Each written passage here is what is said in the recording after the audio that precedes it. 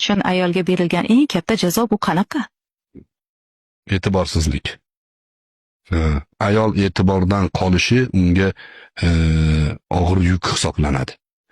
Ayolni hayotidagi baxt unga e'tibor bo'lib turishligi. U nafaqat sevgi, mehr, muruvvat, o'zaro vafo, o'zaro birlik, hammasiga e'tibor kerak. Ozgina narsaga xursand bo'ladi.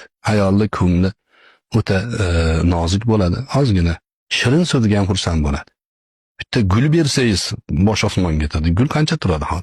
Pul arzimagan pul turadi. 2 kilo go'sht olib kelsangiz xursand bo'ladi. Meni ro'zg'orimni bit qilyapti, erim deydi misol uchun.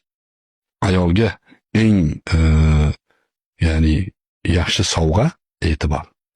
O'zi aslida ayol kishi bilan munosabat o'rnatish bu juda ham oson, lekin juda ham ko'p erkaklarimiz mana shuni yo'lini bilmaydimi, xohlamaydimi ko'rishni.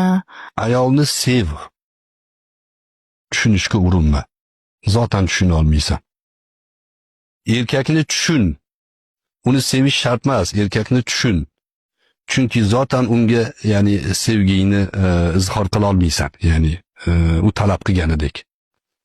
Chunki bu yaramas erkaklarning qalbi anorga o'xshaydi-da. Ayolning qalbi o'rik, bir dona danaga bo'ladi. Erkaklarga anor deydi-da.